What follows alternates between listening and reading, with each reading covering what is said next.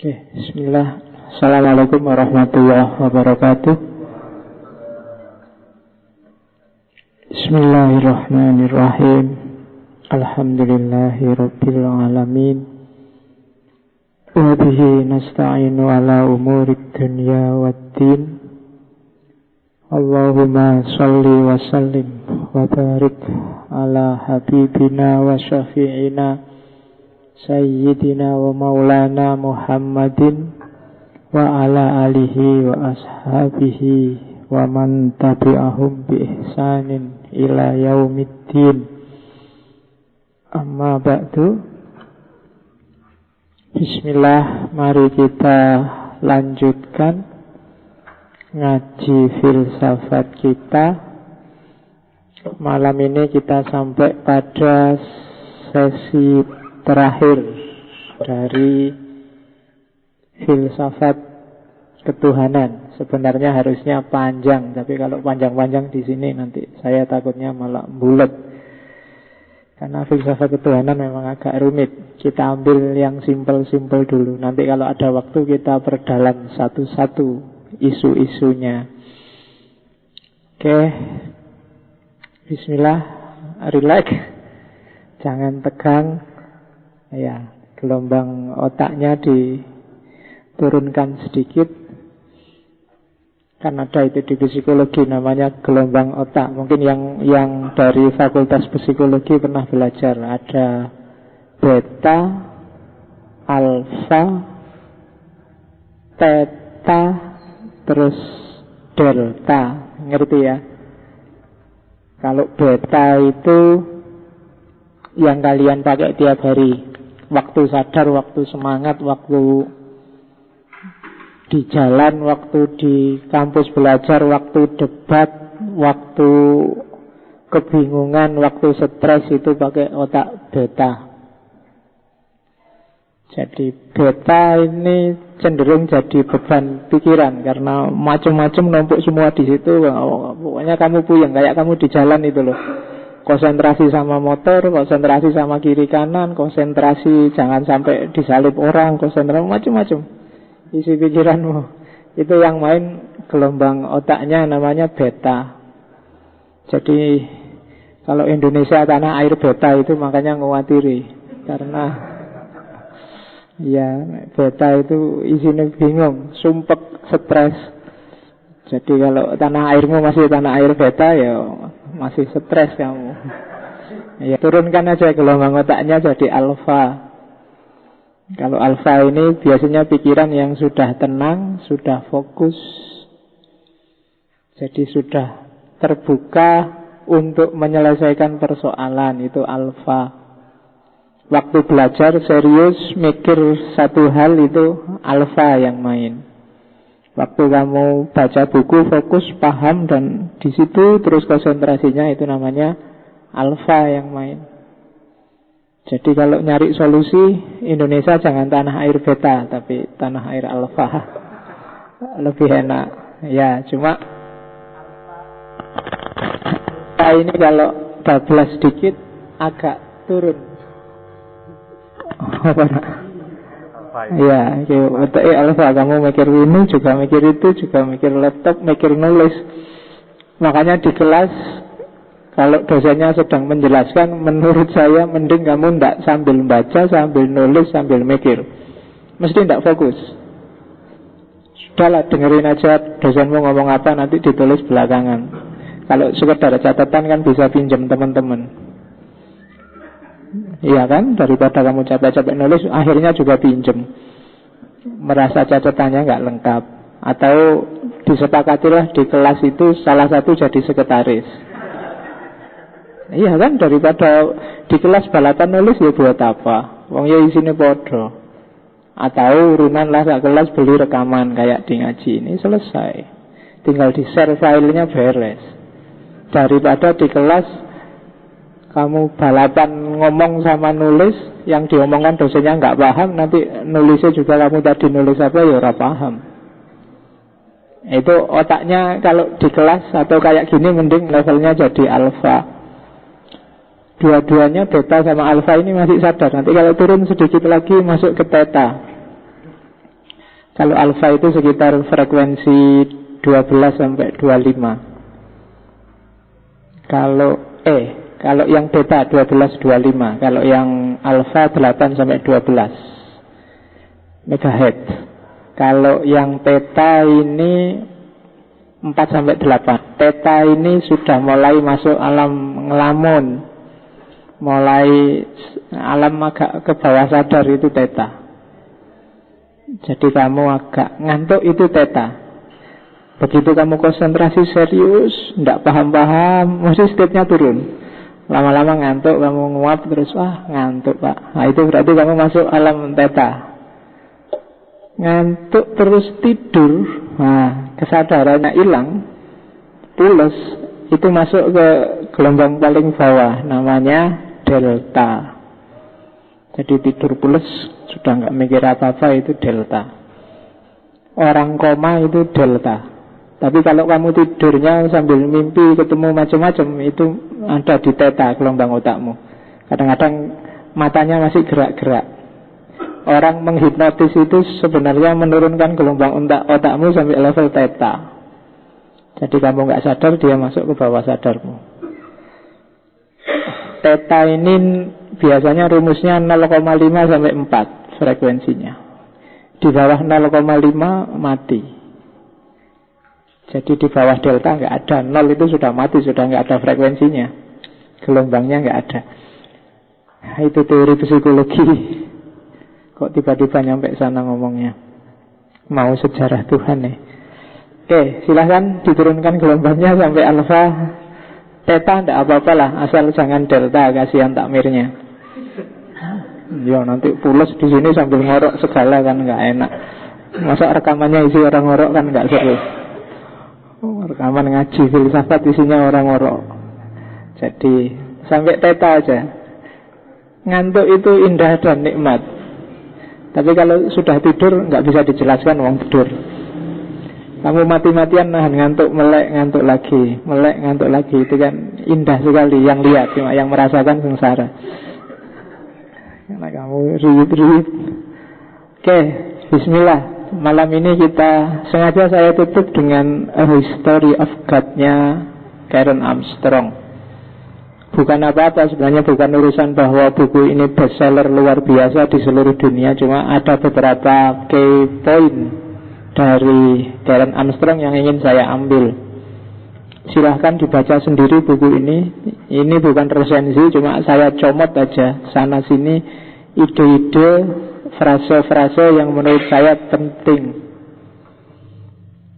Jadi mahasiswa agama-agama khususnya, atau yang ingin paham tentang agama-agama, menurut saya wajib baca buku ini. Syukur-syukur Inggrisnya ada terjemahan. Saya tidak tahu sebetulnya terbitannya Mizan itu, tapi ya terjemahan ada kelemahannya sendiri untuk tidak ngomong jelek. Bukan apa-apa, terjemahan itu agak, ya, orang yang sudah punya bekal wawasan awal mungkin bisa baca terjemahan itu. Tapi yang tidak punya wawasan sama sekali agak berat. Jadi kalau kamu baca buku ini tanpa wawasan awal, ya nanti gelombang otakmu turun drastis nyampe theta mesti. Dapat 2 halaman langsung liar-liar ngantuk. Meskipun buku ini termasuk yang gaya bahasanya enak. Ya, jadi apalagi yang Inggris, nyaman, tidak sangat akademis meskipun sumber-sumbernya demis. Oke, kita lihat apa pesannya Karen Armstrong dalam A History of God. Karen Armstrong ini orang yang mengidentifikasi diri sebagai freelance monotheism. Jadi seorang monoteis yang percaya bahwa Tuhan itu satu tapi freelance. Kalau kamu kan sudah jelas Islam, nanti yang lain Kristen, yang lain Yahudi. Monoteis yang paling populer kan itu. Tapi dia menganggap dirinya freelance. Freelance itu ya bebas lah sakarepe. Mau ke Islam ya Islam, mau ke Yahudi, Kristen. Sekarang punya lembaga mengembangkan, saya lupa lengkapnya, tapi intinya menuju compassion. Compassion itu cinta kasih. yang jadi basis pergaulan antar manusia. Jadi compassion itu kan level paling tinggi, di atas dua gairah mata yang lain. Ada libido, di atas libido ada love, di atas love ada compassion. Jadi kalau libido itu hanya seks, kamu lihat lawan jenis yang cakep, seneng, itu libido. Di atas itu ada love. Love itu biasanya mulai ada ketergantungan, keterikatan, keterkaitan. Tapi love ini semakin murni, dia akan jadi compassion. Compassion itu, saya tidak tahu pasnya terjemahnya apa, sering diterjemahkan jadi kasih, sayang, itu compassion. Jadi sudah tidak pamrih lagi. Kalau di Islam mungkin ada level mahabbah, ada level mawaddah, ada level rahmah. Rahmah ini compassion. Kalau mawaddah ini cinta, suka, sangat suka, suka yang mendalam. Kalau mahabbah itu suka tapi konotasinya agak jasmania. Jadi aku suka kamu karena kamu cantik. Kalau aku masih suka kamu meskipun kamu jelek, itu biasanya sudah cinta. Kalau naik level lagi, aku cinta kamu tak syarat apapun, aku tetap sayang kamu, tidak ada pamrih apapun, tidak ada keinginan apapun, itu compassion. Kalau love itu aku cinta kamu meskipun kamu jelek, asal kamu juga cinta aku, tidak masalah, itu love. Tapi kalau compassion itu tidak ada syarat apa-apa, kamu tidak senang padaku juga tidak apa-apa, aku tetap sayang padamu. Misalnya Nabi pada umatnya, itu kan compassion. Nabi tidak dapat apa-apa loh dari kamu, tapi dia selalu mendoain kamu. Orang tua pada anaknya itu sering disebut compassion. Allah khalik pada makhluknya, itu maha compassion, Rahman Rahim. Nah ini yang dikembangkan oleh Karen Armstrong. Ada bukunya yang bagus, saya tidak tahu sudah diterjemah apa belum, yang 12 Steps. Ada 12 langkah bagi orang yang ingin mengembangkan kasih sayang sesama manusia. Yang ini hari ini banyak hilang. Relasi antar manusia kebanyakan kan sekarang bersyarat. Relasi yang bersyarat itu riskan. Kalau syaratnya nggak terpenuhi, nanti efeknya nggak enak. Kamu sama saya misalnya, ya saya sementara ini suka Pak sama Bapak karena butuh ngaji filsafatnya. Kalau nggak ada ngaji, ya saya nggak peduli lagi, nggak urusan sama Bapak. Nah, itu kan ada syarat. Kamu sama teman juga gitu kan, asal kamu nggak nyenggol aku, ayo. Tapi kalau nyenggol aku, hati-hati. Nah, itu ada syaratnya. Tapi compassion tanpa syarat, itu yang dikembangkan oleh Karen Armstrong. Dia mulai jadi idola. Masa mudanya sebenarnya dia seorang calon biarawati Kristen jelas. Sempat kuliah di Oxford. Jadi biarawati gagal karena kuliah di Oxford itu dapat wawasan banyak tentang religiositas, rasionalitas. Kemudian di Oxford mulai S1, S2, doktoralnya juga ngambil Oxford tapi nggak selesai. Kenapa nggak selesai? Karena dia punya penyakit sejak kecil yang nggak sembuh-sembuh. Dia pengidap epilepsi. Ya, kalau bahasa Jawanya ayan. Jadi yang sok kumat-kumatan, jadi doktoralnya nggak selesai. Dan dia sekarang jadi idola hebat, luar biasa. Padahal dia punya epilepsi. Harusnya kalian malu yang sehat-sehat. Orang sakit ayan aja bisa sedahsyat ini karyanya. Oke, bismillah ya, kita gali. Judulnya A Historic God. The 4000 bahasa Inggrisnya apa? 4000. Alhamdulillah masih ngerti. Kayak nera ngerti, wong ini bahasa Inggris, kamu sering alergi tuh kalau bahasa Inggris itu. Kalau kalian download History of God yang versi Indonesia itu hanya sampai bab ke-6. Kalau nggak percaya cari sendiri. babnya ada 11. Jadi 5 bab terakhir nggak masuk. Padahal itu yang penting-penting. Termasuk Tuhannya para filosof ada di bab, saya lupa, filosof reformis itu sekitar 6-7. Kalau yang Inggrisnya full, bisa di-download secara gratis. Buku ini terbitnya sekitar tahun 2003-an. Oke, kita lihat ada apa dengan Karen Armstrong dan History of God. Masa mudanya cantik, cuma yang di internet banyak gambarnya waktu tua. Kalau sudah tua ya enggak seru dilihat. Kamu lihat gambar mudanya aja. Oke, saya awali dari kalimat paling akhir di bukunya Karen Armstrong.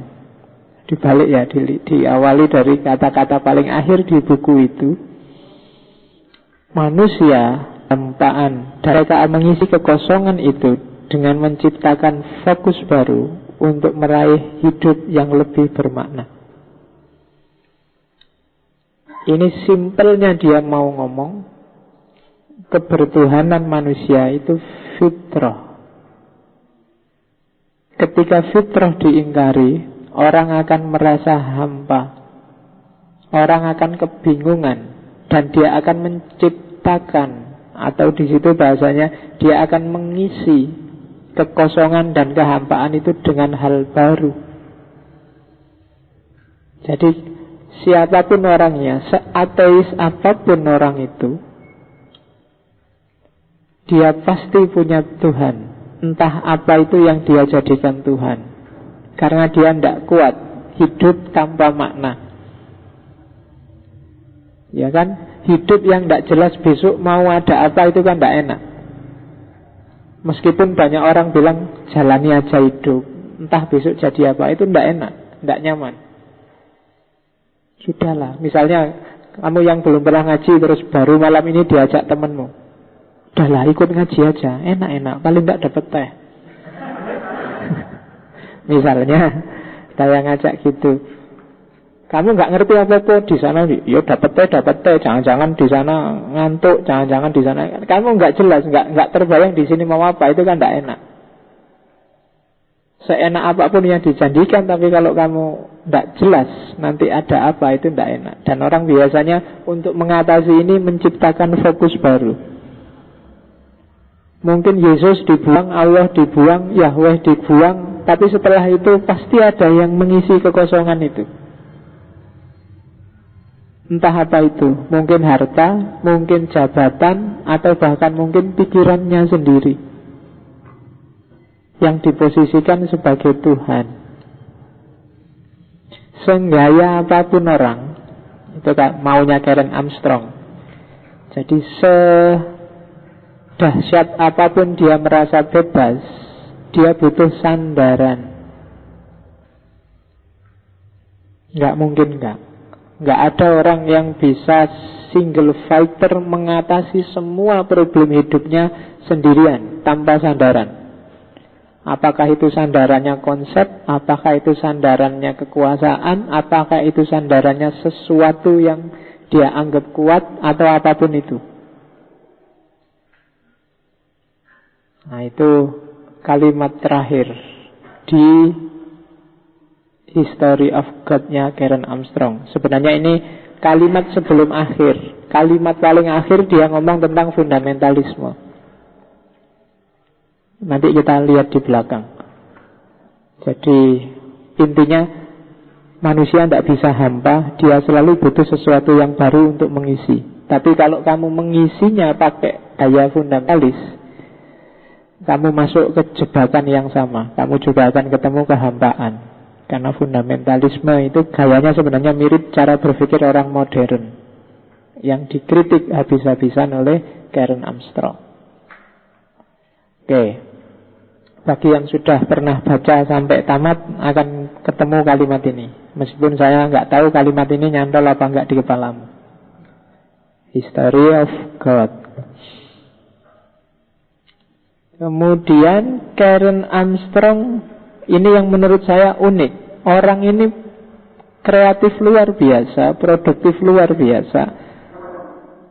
Dia cerita sendiri, kalau nulis itu dia rasanya kayak ndak mikir, ndak bingung referensi, ndak apa, kayak ngobrol aja. Kalau pakai bahasanya Daniel Goleman itu flow. Flow itu ya sudah, nulis saja dan jalan. Tiba-tiba dapat sekian ratus halaman. Kalau kalian bisa kayak gini enak. Ya kan? Loh, para ulama zaman dulu itu jangan salah, nggak mungkin dia kayak kita sekarang gaya nulisnya. Imam Ghazali itu nulis buku-bukunya ketika dia umur 40 tahun. Setelah dia uzlah di masjid di Syam itu. Dan Imam Ghazali meninggal umur 54. 40 tahun sampai 54 itu hanya 14 tahun dia nulis. Dan coba lihat karyanya 300-an lebih, termasuk yang tebal-tebal, Ihya Ulumuddin atau Al-Mustasfa yang usul fikih itu 14 tahun nulis. Jangan-jangan dibayangkan zaman itu ada laptop yang bisa di copy paste sak senenge. Ya kan? Loh, itu 300 kitab loh ya, sak risalah-risalah yang kecil-kecil, termasuk yang tebal-tebal luar biasa. Itu gimana nulisnya? Mungkin kamu bilang, mungkin gak punya istri Pak. Loh, dia punya istri, punya anak. Meskipun saat itu ya sedang uzlah menghindari istri dan anaknya. Ya kan? Apalagi Imam Jalaluddin As-Suyuti yang nulis Al-Itqan, Asbah wa Nadzair. Oh, itu jumlah karyanya. Kalau ini tidak nikah. Dia umurnya lebih pendek daripada Ghazali, selisih setahun, 53. Tapi sama, memulai nulis karya pertamanya ditulis waktu dia umur 40 tahun. Dan jumlah karyanya hampir 2 kali lipat tulisannya Ghazali, sekitar 600-an judul kitab di semua bidang kajian Islam. Bayangkan 13 tahun nulis 600 kitab. Itu ndak sempet nongkrong, ndak sempet ngobrol, itu makannya gimana, ya kan? Kapan Facebookan, Twitteran? Zaman itu untungnya nggak ada. Nulisnya kan pakai tinta, pakai pena itu kan zaman dulu. Itu bisa sampai 600-an judul. Itu kalau ndak dahsyat nggak bisa itu. Nulisnya pakai mesti metode modelnya ilhamiyah, intuitif, instinktif. Kalau bahasa sunninya mungkin ada semacam ilmu laduni, Allah yang nuntun. Kalau katanya Asy-Sya'rani itu di Tabaqat itu, Jalaluddin As-Suyuti itu kalau sedang buntu dia ditemui oleh Nabi Muhammad. Kalau di kitab di catatannya Sya'rani sekitar 75 kali diskusi sama Nabi Muhammad langsung. Ya, dan kamu akan opo ya tenan Pak, ya sakarepmu. Buktinya dia bisa nulis 600 judul kitab. Itu aja bukti konkret. Dan manusia pasti yang bisa kayak gitu. Tinggal kamu kalikan, tinggal kamu bagi. Sehari nulis, seminggu bisa menghasilkan berapa kitab. Ada yang sangat mudah lagi, yang nulis Majmu' syarahnya Muhadzab itu. Majmu' syarah Muhadzab. Iya, Nawawi. Imam Nawawi itu meninggalnya umur 30 tahun.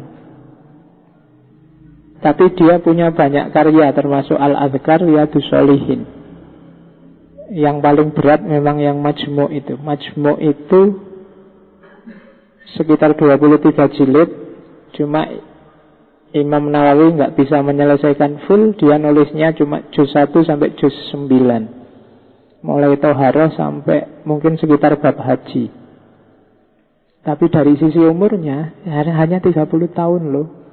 Anggap aja balik atau mulai pinter ilmunya umur 20-an lah. Berarti dia hanya punya waktu 10 tahun. Tapi lihat karyanya. Kapan dia sempat mikir, sempat nulis? Yo, Imam Nawawi juga tidak nikah sih sebenarnya. Jadi jomblo tapi kreatif. Loh, ya kan? Termasuk Imam Suyuti. Kalau kamu kan jomblo, isone mau nggo status ning Facebook.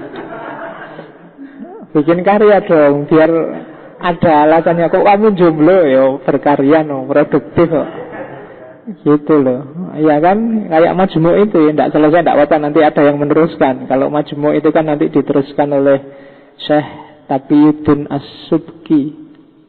Taqiyuddin As-Subki juga sedikit, dia juz 10-11. Nanti yang 11 sampai 23 diteruskan oleh Syekh Ahmad Najib Al-Muti'i.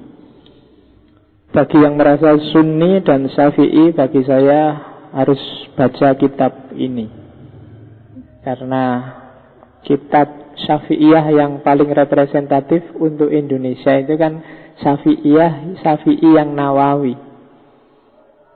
Jadi harus sempat nengok-nengok kitab inilah kalau merasa jadi orangnya Syafi'i. Oke, model kayak gini, sampai sana-sana ya ngomongnya, itu dialami oleh Karen Armstrong. Dia heran sendiri sama dirinya, aku kok bisa ya nulis kayak gini. Tapi tulisannya luar biasa memang. Begitu dia pegang laptop, nulis nggak berhenti sudah, terus, dan jadilah setebal itu. Dan kalau di Sufi namanya trans, kayak Ibnu Arabi atau Al-Hallaj waktu nulis Tawan itu kan ya semalam. Jadi sambil merem, sambil satu hatnya lahir jadi kitab. Ya kan? Ya kalau kalian bisa boleh niru lah, malam-malam bangun-bangun, daripada cuma kencing kan nulis apa gitu, daripada tidak ada hasilnya apa, bahkan satu hatmu siapa ngerti bagus, ngelanturmu siapa ngerti luar biasa. Ini sebenarnya kalau insting itu kan bisa dilatih, karena mungkin memang Karen Armstrong awalnya juga sering nulis, lama-lama nulis itu jadi bakat, jadi insting. Insting itu kayak makan minum, itu kan insting. Kamu nggak perlu belajar, ya keluar sendiri. Kejarlah itu. Oke, jadi karena kalau ndak kayak gini, kamu mesti lama nulisnya. Disertasi berapa tahun, tesis berapa puluh tahun. Ya kan? Mikir lama, kayaknya nyari judul, kayaknya nyari tema, kesuwen. Begitu ngadep laptop, gimana ya mulainya, kalimatnya apa terus, ya kan, nggak jadi. Terus keluar ngerokok dulu, ngopi dulu, habis itu WA-an, habis itu besok aja nggak apa-apa, belum datelin aja tuh kan gitu. Dan nggak selesai akhirnya, ya kan. Kuncinya nulis itu satu, nggak perlu mikir pengen nulis apa, diawali bagaimana, yang bagus bagaimana, nggak akan jadi, nulis aja. Apa sih idemu? Tulis saja apa adanya.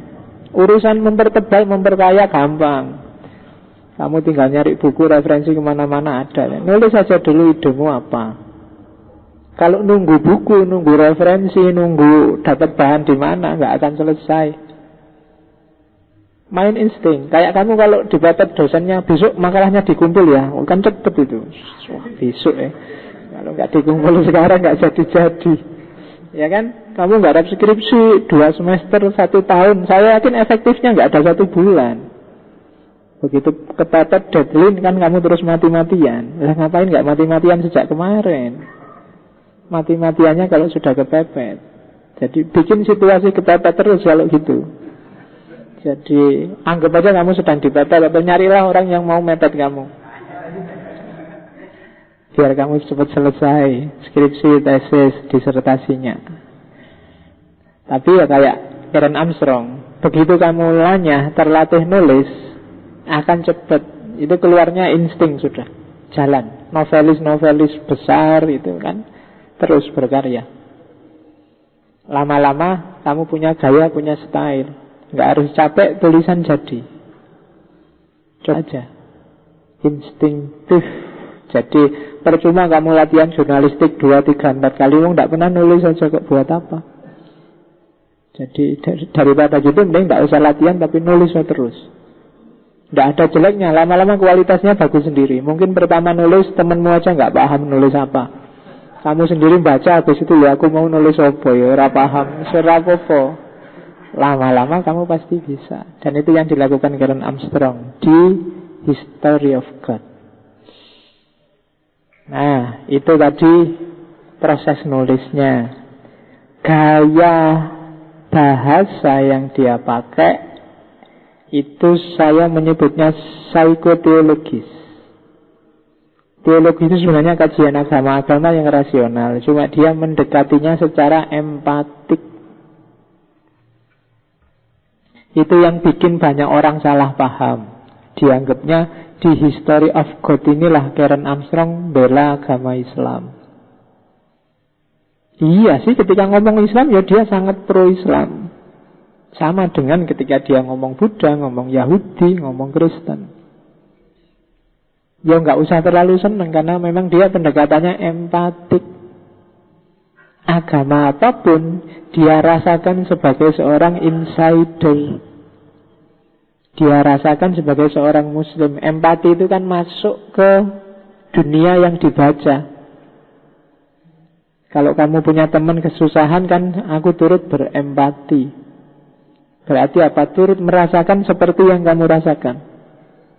Nah, itu yang dilakukan oleh Karen Armstrong. Makanya buku ini sukses luar biasa, karena dia tidak menghakimi, tidak menganalisis menang-menangan pakai akal kayak para filosof, tapi dia mendekatinya secara empatik, kemudian mendeskripsikannya secara historis. Mengapa ada kepercayaan kayak gini? Dulu asal-usulnya dari mana? Siapa sih yang pertama kali menyebut ini? Orang ini sampai pikirannya kayak gini karena dia ngalami ini, melihat ini, sehingga itu kan pendekatan yang sebagai seorang insider. Hanya insider yang tahu. Jadi kalau kamu ingin kayak gaya Karen Armstrong, ya berarti kamu harus ketika mengkaji sesuatu masuklah ke sana. Ketika kamu mengkaji Syiah misalnya, gaya ini ya kamu masuk.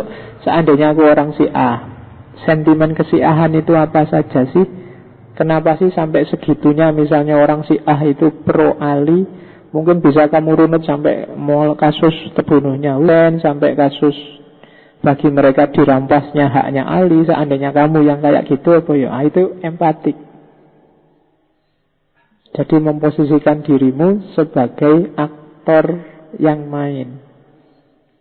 Misalnya kamu Muhammadiyah belajar NU, ya posisikan dirimu sebagai seorang tradisionalis versi NU. Itu empatik. Apa yang kamu rasakan seandainya kamu ziarah, kamu tawasul, terus dimaki-maki orang, bid'ah lah, apalah. Itu kan empatik, kamu masuk ke dunianya. Iya ya, seandainya aku digituin juga tidak mau. Sama juga, seandainya aku Wahabi terus ada orang bunyi-bunyi kayak gitu, ya masalah. Itu namanya empatik. Selama ini orang mengkaji agama, aliran-aliran keagamaan itu biasanya modelnya tidak empatik tapi berjarak. Bahkan dengan kacamatanya sendiri yang ada menghakimi. Dari agamanya sendiri dia tampilkan, dia tunjukkan yang bagus-bagus, dari yang lain dia cari yang jelek-jelek. Yang terjadi hari ini, dan itulah modusnya dialog. Dialog itu kan selalu gitu. Milikmu apa, milikku ini loh. Jadi masing-masing kukuh di posisinya. Yang terjadi ya akhirnya orang semakin tegas dengan perbedaannya. Dan ketika orang semakin tegas dalam perbedaan, itu semakin susah untuk disatukan. Mau apa-apa yang muncul duluan, kita kan beda. Ya kan? Setiap kali NU Muhammadiyah kamu bahas, misalnya untuk kasus Indonesia ya, sebanyak itulah kamu semakin jauh. Kalian akan semakin tidak dekat. Karena apa? Kalian semakin menegaskan perbedaan. Semakin kalian tunjukkan, ini loh, ini loh, ini loh. Zaman tahun 2006-an saya pernah ke Singapura, NTU. Di sana banyak juga ahli agama. Salah satu yang tak tanyain di sana, kok di Singapura lebih adem ya, nggak kayak di Indonesia rame. Kuncinya apa, Prof? Jawabannya dia, karena di sini agama jarang dibahas. Jadi jarang didiskusikan. Tema-temanya lebih banyak ke sains. Yang agama jarang didiskusikan. Ketika jarang didiskusikan, minusnya lebih gampang. Tapi ketika kamu kebanyakan bahas, kebanyakan diskusi, itu ya semakin ruwet. Apalagi begitu era reformasi, keterbukaan opo wae kan kamu bahas. Bahkan yang tidak punya kompetensi apa-apa ikut bahas, ikut rame, ikut menghakimi. Dan rusak semua akhirnya, bubar wis. Yang baru bisa baca terjemahannya sekarang berani nyalahin orang lain loh. Pokoknya Islami Quran hadis. Bisa ngaji mas? Tidak bisa. Tapi Quran itu, Islam itu harus Quran hadis, ya kan? Dan hadisnya cuma kitab terjemahan yang judulnya 40 hadis pilihan gitu kan. Ya. Kalau ceramah sesuai dengan sabda Nabi, Arabnya mesti nggak dibaca, yang artinya sip itu. Oke, jadi ya enggak apa-apa sih punya komitmen keagamaan yang bagus, cuma ya ngerti porsi dan proporsinya. Itu loh. Ya, kalau memang ahli enggak apa-apa. Sekarang setiap orang terus pinginnya kalau ngomong agama terus jadi ustad. Entah diustadkan orang lain atau mengustadkan diri. Iya, jadi itu yang berat. Saya aja nggak berani disebut ustad, kurang tinggi. Oke, ustad itu kan guru ya. Ya, untuk memposisikan diri sebagai guru itu kan tidak gampang. Tidak sekedar kamu punya jenggot terus bisa salam dan alhamdulillah gitu ya. Terus ustadz. Oke, makanya zaman Nabi itu para sahabat kan nggak mau dia disebut ulama, disebut wali, apa, maunya disebut sahabat aja sama Nabi. Nggak mau disebut yang tinggi-tinggi. Oke, jadi itu jenis kajian psikoteologis. Jadi memposisikan diri sebagai objek yang dikaji. Kita lihat asumsi-asumsinya Karen Armstrong. Jadi jangan kaget ya, meskipun itu History of God, sebenarnya Karen Armstrong yang dibidik hanya 3 agama besar, 3 agama anak-anaknya Ibrahim, Abrahamic religion, Yahudi, Kristen, dan Islam. Meskipun nanti di bab awal yang judulnya In the Beginning dia ngomong tentang asal-usul agama. Nanti kita singgung sedikit asal-usul agama itu. Tapi yang jelas fokusnya dia adalah perkembangan 3 agama besar, Yahudi, Kristen, dan Islam.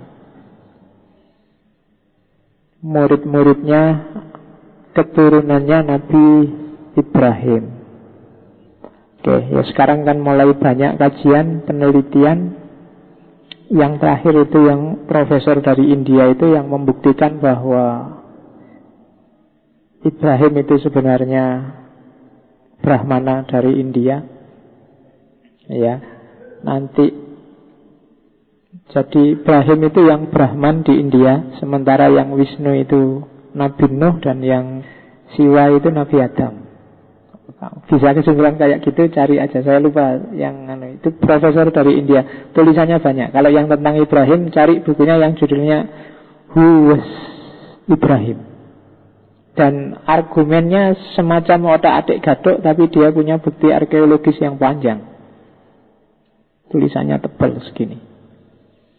Jadi tidak asal ngomong, wong profesor kan. Jadi dia punya data panjang untuk membuktikan bahwa Ibrahim itu sebenarnya Brahmana dari India. Mulai macam-macam buktinya, mulai istrinya.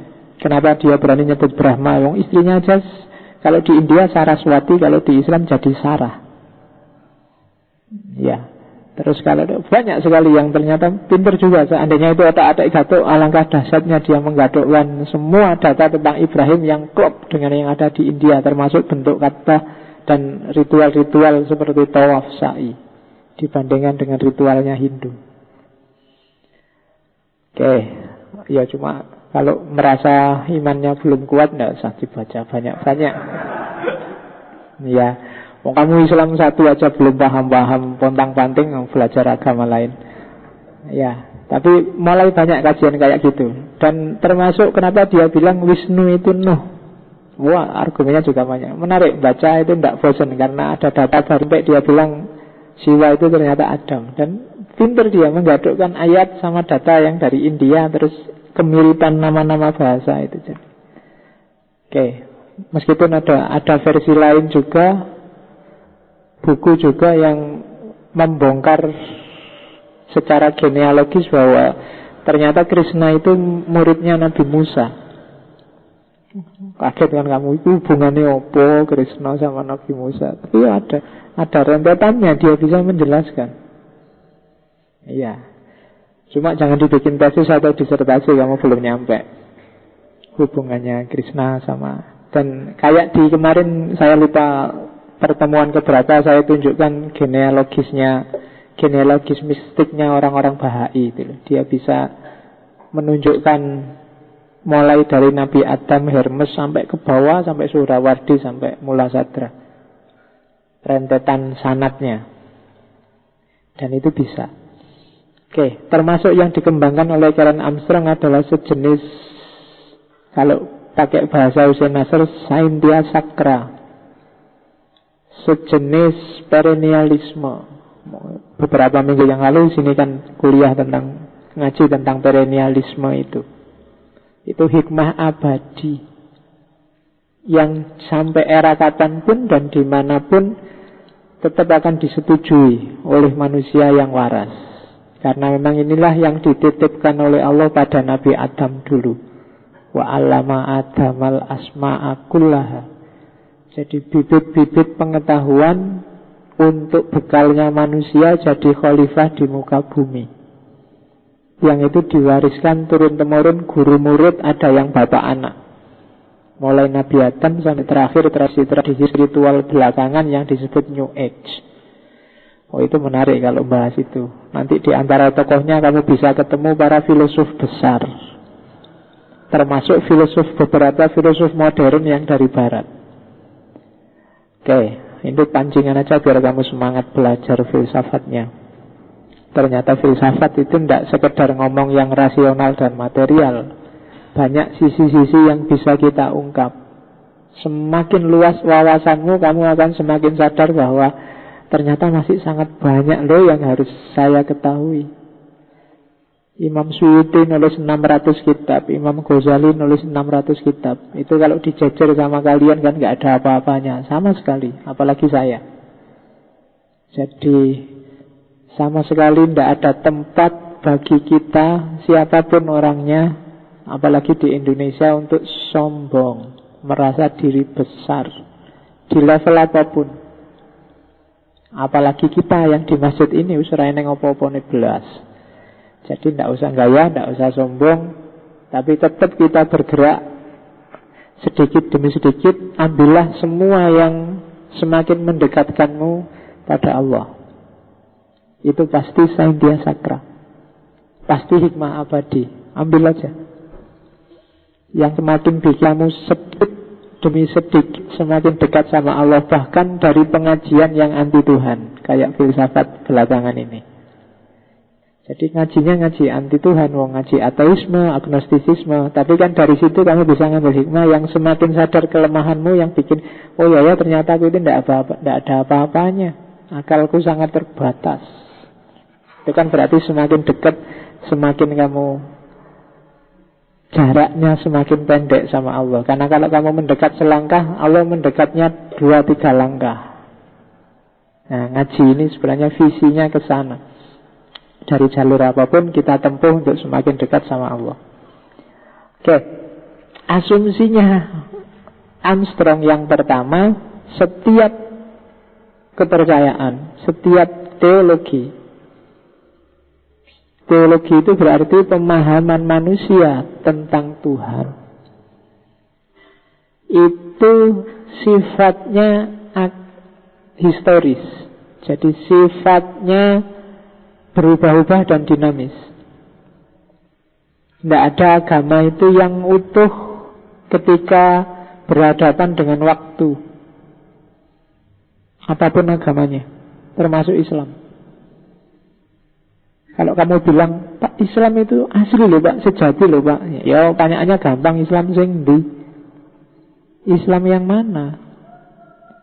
Islamnya Arab, Islamnya Indonesia. Kalau Islamnya Indonesia, Indonesia yang mana? Yang NU, yang Muhammadiyah, yang Persis? NU. Kalau NU yang mana? NU yang saya tagih apa Salahuddin Wahid? Nah, iya kan? Lu panjang dan jangan gelisah dengan itu. Itu natural kok. Memang manusia itu seperti itu. Berhadapan dengan ruang dan waktu yang dinamis, bahkan pikirannya sendiri, pemahamannya sendiri juga dinamis. Bandingkan Allah zaman kamu kecil di pikiranmu dengan Allah yang sekarang ada di pikiranmu. Dulu zaman kamu kecil kan seolah-olah hati-hati loh ya, besok masuk neraka. Kalau nggak sholat dipentungi di neraka. Kalau lupa dikit kan serba mungkin ngeri. Allah yang, kalau bahasanya Karen Armstrong, Allah yang agak tiran, Tuhan yang tiran. Isinya siap-siap nyiksa kamu.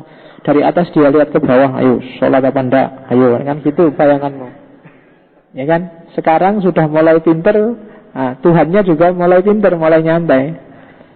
Tenang aja, dosa kecil pak, tobat besok, santai aja kan gitu. Ya kan? Mulai pinter. Allahnya juga mulai ikut-ikutan pinter. Tenang aja pak, Gusti Allah enggak dosa pak. Kan banyak sekarang bikin status kayak gitu kan. Gusti Allah enggak sendoso itu pak. Santai aja lah, jangan kaku-kaku. Ngapain sih? Jadi Armstrong mau ngomong, konsep Tuhan di kepalamu itu sebenarnya berkembang sesuai dinamika hidupmu sendiri. Dan itu tidak salah, memang kayak gitu fitrahnya manusia. Allah sendiri yang bikin kayak gitu. Makanya tadi kalau kamu bilang Islam, ya Islam yang di, Kristen pun Kristen yang mana, Buddha aja yang agama kamu anggap agama kasih sayang juga pecah, tidak karu-karuan. Bahkan sampai melakukan pembantaian kayak di Burma.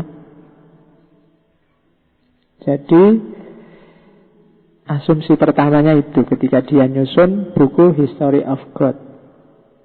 Dan seperti analisisnya Ibnu Khaldun, konsep apapun, sebagus apapun konsep itu, pada gilirannya dia akan dianggap tidak relevan, terus ditentang, terus muncul anomali-anomali, terus ganti yang baru. Dan itu fitrah sudah. Mbok kamu mati-matian mau khitoh, mau ADART, mau apa, realitas itu dinamis. Satu-satunya jalan kamu otoriter atau adaptif. Itu aja. Kalau otoriter ya berarti harus ada yang dikorbankan, harus ada yang direpresi. Tapi kalau adaptif ya berarti harus siap selalu melakukan penyesuaian-penyesuaian. Selama ini banyak yang ngambil strategi otoriter. Strategi otoriter itu misalnya ada buku yang bagus, kalau potensial dianggap mengancam keyakinan kan, jangan dibaca buku ini, nanti rusak imanmu, jangan. Itu kan strategi otoriter namanya. Jangan ngomong sama orang ini, nanti kamu dikafirkan. Jangan ngomong, itu namanya strategi otoriter. Untuk menutup-nutupi ideologi yang sudah nggak relevan. Kalau kamu merasa ideologi ini relevan, silahkan siapa saja ngomong, silahkan baca buku apa aja. Kalau milik kita memang benar, dia akan bertahan. Kayak katanya Hegel itu loh, sejarah akan bergerak secara dialektis ke arah yang lebih rasional. Yang tidak rasional mungkin bisa bertahan, tapi dia tidak akan lama. Cara mempertahankannya ya pakai gaya otoriter tadi. Tapi yang dianggap benar pada gilirannya juga akan berubah. Kamu misalnya, saya bebas loh Pak mikirnya karya sendiri, tapi ya sekarang benar, besok dia bisa berubah. Dan itu manusiawi, katanya Karen Armstrong.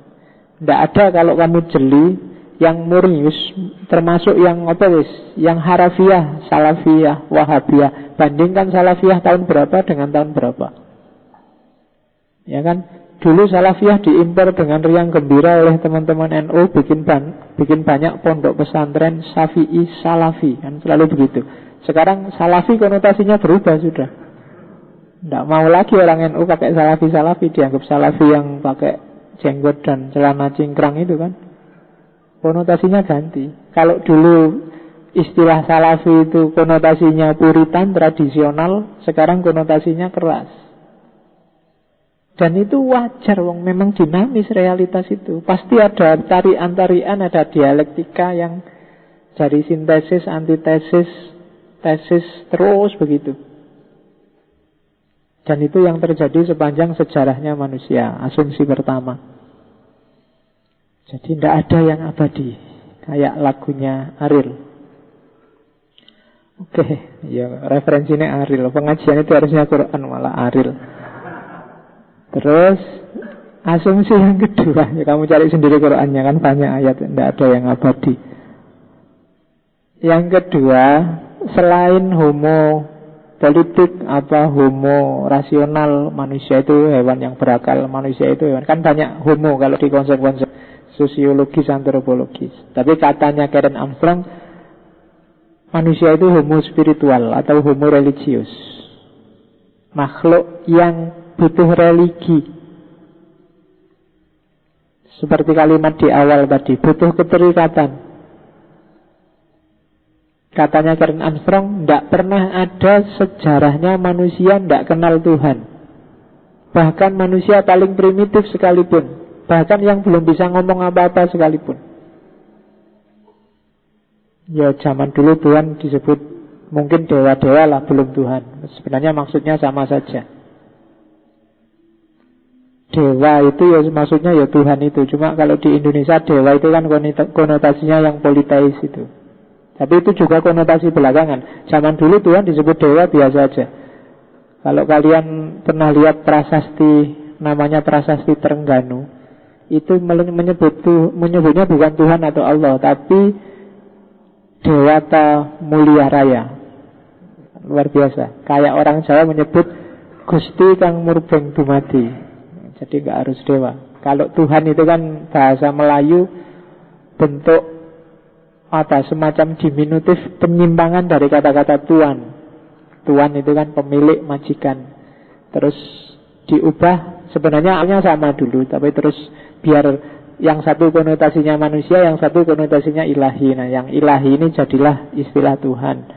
Dan tidak usah gengsi, yang bikin kalimat dari Tuhan jadi Tuhan itu tradisi terjemahan Bible awal, sekitar tahun 1700-an. Jadi itu yang pakai kalimat Tuhan. Meskipun sekarang jadi kalimat universal. Kalau di Indonesia siapapun boleh pakai Tuhan. Kalau di Indonesia Allah pun siapapun juga boleh pakai Allah. Kalau di Malaysia Allahnya dilarang. Untuk orang Kristen hanya untuk orang Islam. Oke, itu dinamika istilah-istilah. Allah nanti dari bahasa apa dari bahasa yang artinya al-ilah, apa dari bahasa, nanti ada yang bilang itu seratan dari Yunani, ada yang bilang macam-macam. Ahli bahasa silakan mengkaji kalau tertarik. Secara etimologis, kenapa pakai Allah, kenapa pakai Tuhan. Dan jauh sebelum Islam Allah sudah dikenal juga.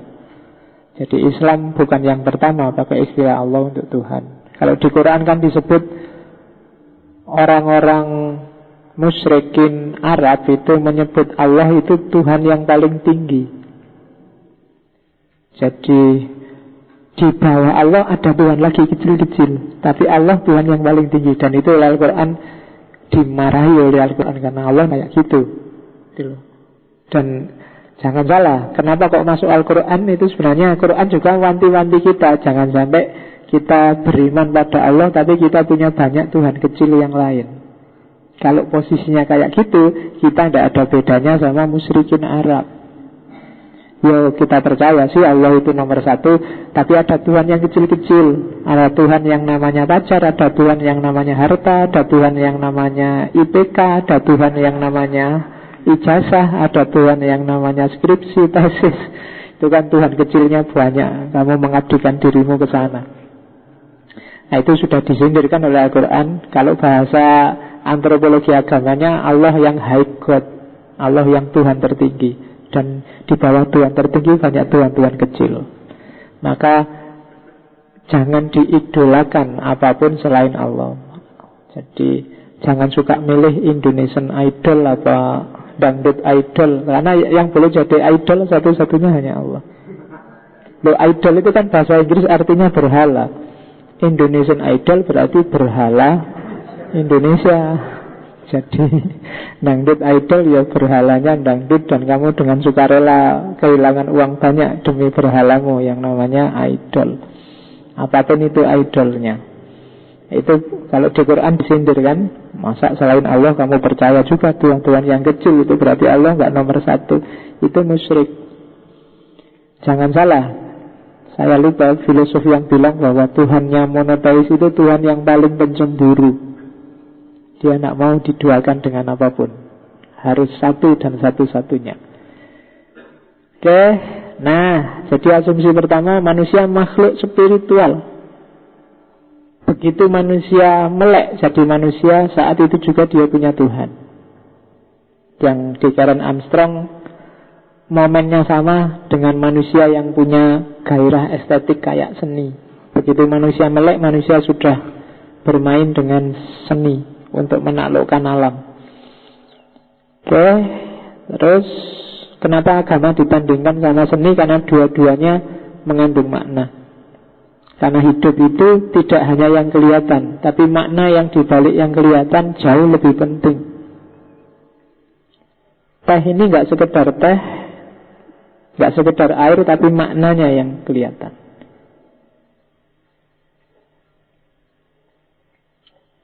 Oke, ya kamu kasih makna sendiri. Sudah bolak-balik dicontohin, kesel aku nyontohin makna pakai teh. Oke, asumsi pertama. Asumsi kedua, kok asumsi ketiga? Ketiga ya, asumsi ketiga ngantuk ini. Oke ya, katanya Armstrong, kalau dia mencermati dalam sejarah, budaya manusia khususnya yang pramodern itu punya dua paradigma berpikir, punya dua worldview, yaitu worldview mitos sama worldview logos. Kayak di Yunani itu kan dulu masih ada Zeus, Hercules dan kawan-kawan, tapi juga ada Socrates dan kawan-kawan. Mitos sama logos.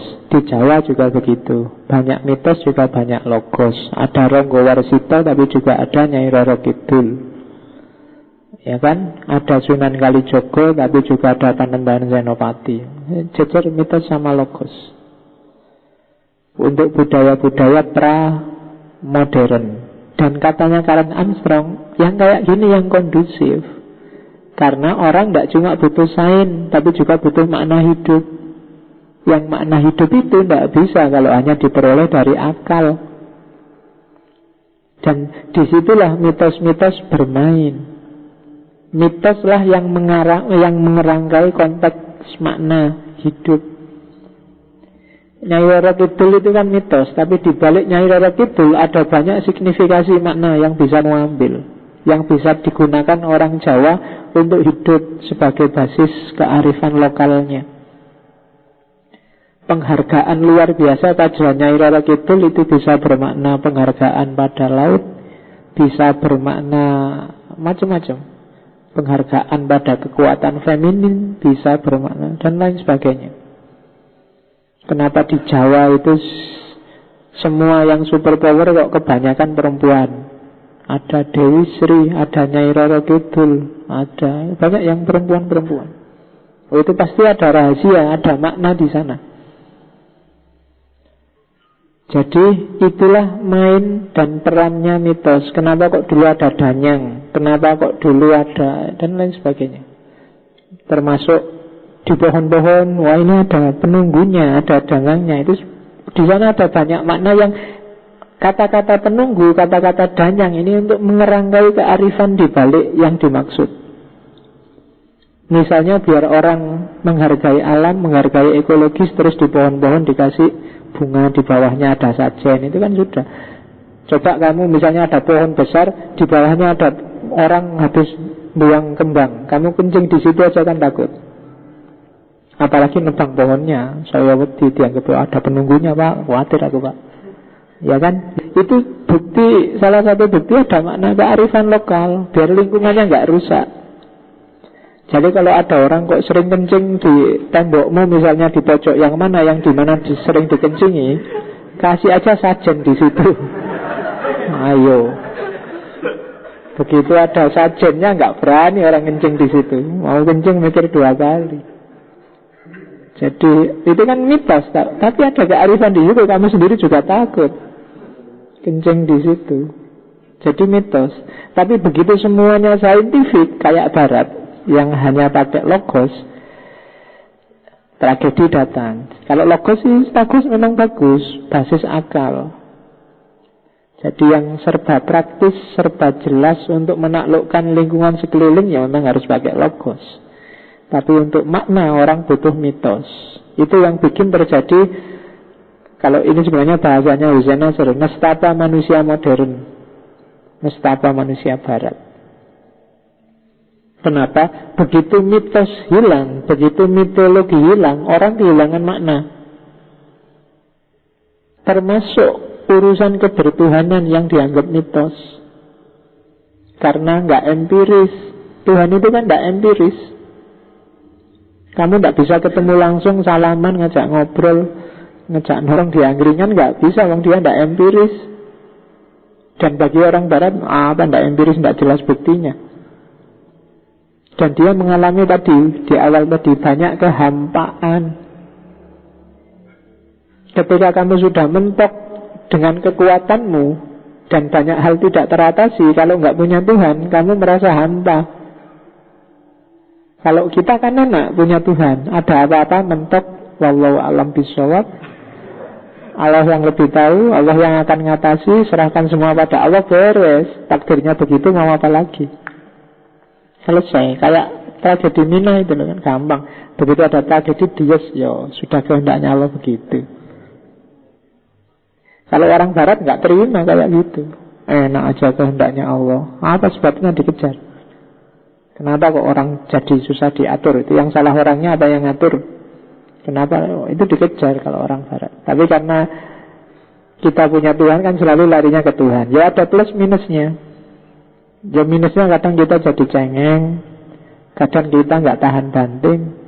Begitu kalah ya langsung nyerah. Kayak Islam dulu sangat jaya. Begitu kalah kan langsung. Karena paradigmanya dari sains jadi tasawuf di era akhir Abbasiyah itu kan.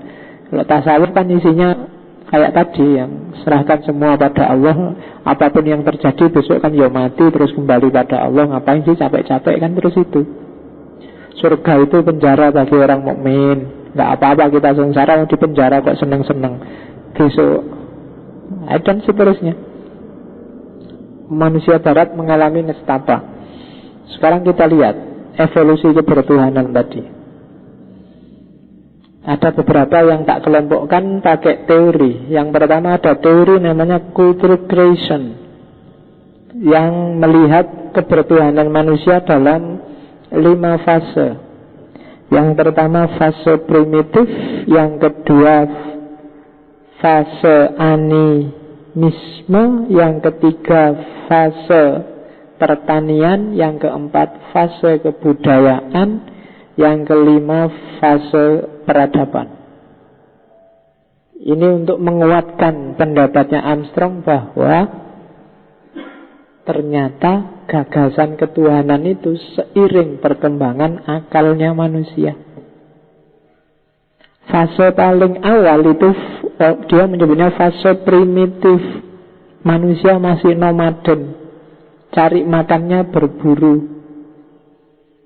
Ya, bayangkan zaman-zaman Flintstone atau zaman-zaman kuno yang orang masih pakai bajunya dari kulit binatang, senjatanya tombak untuk berburu, hanya itu aja.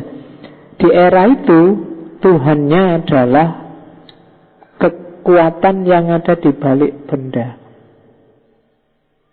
Begitu dia nggak berdaya di hadapan pohon, dianggapnya pohon punya kekuatan. Begitu nggak berdaya di hadapan laut, dianggapnya laut punya kekuatan. Begitu lihat batu, kok ini batu ini, tiap kali dekat batu ini kok saya celaka. Ini batu ini mesti punya kekuatan mencelakakan. Itu primitif. Jadi punya, kadang disebut dinamisme, ada daya di balik benda. Jadi siapapun hari ini yang pakai akik dan percaya di balik akik itu ada dayanya, kamu masih primitif. Nah ya kan, dinamisme. Jadi percaya kalau ini ada dayanya. Setiap kali pakai ini Pak, saya semakin cakep, semua orang gitu. Iya, itu berarti cara berpikirmu masih primitif. Manusia yang masih nomaden, yang belum pakai baju. Jadi percaya pada kekuatan benda-benda. Jadi ternyata hari ini kita sedang balik lagi ke zaman primitif. Oke.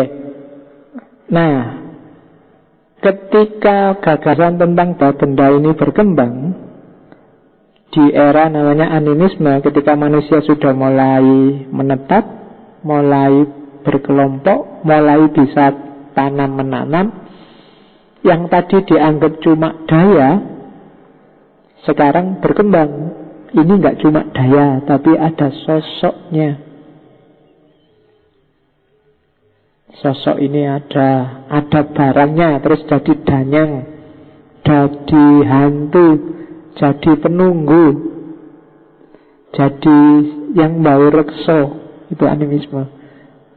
Karena orangnya sudah mulai establish pertanian, ya percayalah dia pada para penunggu. Yang tadi cuma daya, sekarang daya ini dipersonkan. Lahirlah para penunggu. Nah, ini horizon animisme, anima. Kalau yang kartun-kartun itu kan anime. Sebenarnya maksudnya anime itu ya hantu sebenarnya artinya. Makanya dulu kalau saya kecil, film kartun itu di kampung disebut film setan. Nonton film setan yuk. Jadi karena gambarnya kan aneh-aneh. Masa ada binatang bisa ngomong, binatang bisa bicara, itu dianggap hantu. Makanya disebut anime. Jadi ini bukan sekedar ada teorinya ternyata anime itu kan. Terus jadilah animasi. Jadi animasi itu mungkin terjemahannya hantu-hantuan. Loh kan dekat sama animisme. Terus setelah itu manusia semakin tertib hidupnya. Jadi sudah mulai ngerti irigasi. Yang tadi cuma kelompok klan, sekarang jadi suku-suku. Oke? Nah, tadi kepercayaan pada hantu tadi berubah. Kalau tadi dianggap hantu ya ada sosoknya, sekarang naik levelnya. Bukan lagi hantu, tapi ini dewa loh. Di era pertanian. Jadi ada di balik pohon ya ada dewa pohon, di balik laut ya ada dewa laut, di bawah tanah ada dewa bumi, di atas langit ada dewa langit, dan seterusnya. Jadi roh-roh tadi sekarang jadi dewa. Nah, nanti naik kelas lagi, manusia semakin pintar, semakin canggih. Muncul kebudayaan-kebudayaan besar, Yunani, Babilonia, Romawi. Mulai muncul pemerintahan, sistem pemerintahan. Nah, ketika muncul sistem pemerintahan, dibayangkan dewa-dewa yang tadi banyak itu juga sebenarnya ada pemerintahannya loh. Maka terus muncul, oh berarti dewa juga ada rajanya, yang high god tadi loh. Di Yunani terus ada rajanya para dewa namanya Zeus. Di Mesir terus ada rajanya para dewa namanya dewa matahari, dewa Ra, dan seterusnya. Kayak kita di Merapi itu ada kerajaan makhluk halus, rajanya namanya siapa, patihnya namanya siapa, anak buahnya namanya siapa. Gagasan kayak gini itu munculnya seiring orang Jawa sendiri yang mengenal pemerintahan. Terus dibayangkan dewa-dewa juga ada pemerintahannya. Ada yang bagian panglima, ada yang bagian patih, ada yang bagian kan itu. Nyai Roro Kidul itu ratunya. Kalau Nyai Blorong itu panglimanya, senopatinya. Kalau Nyai siapa itu, dan seterusnya. Itu gagasan ini muncul ketika ya orang Jawa sendiri punya struktur ngerti pemerintahan. Kalau mereka nggak kenal pemerintahan kayak di era klasik, nggak sempat membayangkan dewa-dewa. Nah, lama-lama dari sistem pemerintahan ini kan ada yang paling tinggi, rajanya. Lama-lama kultus pada raja ini semakin besar sampai akhirnya yang lain kalah semua. Lahirlah yang namanya monoteis. Percaya bahwa sebenarnya yang sejatinya penguasa itu ya cuma satu. Tidak ada yang lain. Nah itu monoteis. Ya kalau di bukunya Culture Creation itu artinya lapisan kebudayaan, termasuk agama-agama besar yang mengkerucut pada gagasan monoteisme. Itu teori pertama. Ada lagi teori kedua, namanya teori psikologis evolusionistis. Subteorinya yang pertama ada animist teori. Animist teori ini yang punya teori Edward Taylor.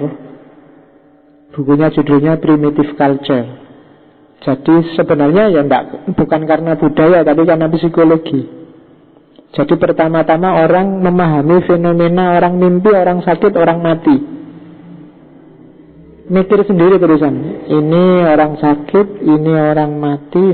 Kalau salah mimpi itu wong tubuhnya tidur, tapi kok bisa mengalami macam-macam ya rasanya. Orang sakit juga begitu, tubuhnya kesakitan tapi kelihatannya yang lain normal-normal saja. Yang mati apalagi, tubuhnya nggak gerak sama sekali, tapi apa ya, cuma tubuh itu yang pergi, apa ya kok dia terus mati. Dari situ muncul gagasan tentang roh. Gagasan tentang roh ini terus nyambung kan. Oh berarti nenek moyang simbah-simbah yang dulu mati, rohnya masih ada. Rohnya masih ada yo, berarti dia juga rohnya masih sering berkumpul sama kita mestinya. Terus ada pemujaan-pemujaan roh. Nenek moyang yang dipuja-puja ini lama-lama semakin dari neneknya, cucunya, cucu, buyutnya, buyut, canggahnya, canggah, apa di bawah canggah itu. Ya, udek-udek, gantung siwur, dan seterusnya. Canggah ke bawah, semakin dikultuskan, rohnya nenek moyang ini lama-lama jadi dewa. Karena nenek moyangnya semakin banyak, dewa-dewanya semakin banyak. Lahirlah politeisme. Oh ternyata evolutif. Teori pertama. Teori kedua itu namanya perception theory. Yang punya teori Max Muller, Growth of Religion, pertumbuhan agama. Jadi orang begitu melihat langit, matahari, petir, meteor, macam-macam itu kan dia merasa sangat kecil, tidak berdaya. Dari situ memunculkan ide tentang pasti ada yang tidak terbatas. The idea of the infinite. Jadi ide tentang sesuatu yang besar, yang luar biasa, yang mengatasi semuanya. Termasuk mengatasi langit, matahari, petir, bencana, laut, dan macam-macam. Karena manusianya sendiri lemah, gak bisa menguasai. Pasti ada yang di atas itu yang menguasai. Nah itu perception theory, dari persepsi sehari-hari. Ada juga yang namanya totem theory. Totem theory itu katanya yang punya teori McLennan, Studies in Ancient History. Yang punya teori totem juga Fraser, Freud, dan Durkheim. Jadi agama paling tua itu agama totem. Totem itu binatang atau tumbuhan yang dianggap suci, simbolnya suku. Itulah yang dulu disembah. Logika totem ini kan dipakai sampai hari ini. Jadinya lambang negara. Indonesia punya totem namanya Garuda. Amerika punya elang. Apa aja totem itu. Inggris punya singa. Ayo, itu lang FA Cup itu ya, gambar Three Lions. Argentina punya apa? Messi. Orang apa loh? Ayo, ngomongnya wis ngantuk ya. Jadi totem, dari totem ini terus muncul gagasan ketuhanan. Lah kok suku ini menang terus, suku ini semakin lama semakin jaya. Wah itu totemnya memang jos. Lama-lama totem ini terus disebut supreme being. Wah dia berarti supreme, ultimate. Garuda di dadaku, Garuda pasti menang. Lama-lama kok menangan terus. Ini orang muncul ide ketuhanan. Karena di Indonesia kalah terus, nggak muncul-muncul supreme beingnya. Tapi di suku-suku yang menang terus, ini memunculkan gagasan mungkin ada Tuhan yang luar biasa yang diwakili oleh tumbuhan atau binatang kita ini. Itu logikanya totem. Itu yang dipakai Durkheim, Freud, dan Fraser. Fraser dan Freud tokoh psikologi, Durkheim tokoh sosiologi. Jadi totem. Ya kayak dulu mungkin kalian ikut pramuka itu loh kan, disuruh bikin totem setiap regunya.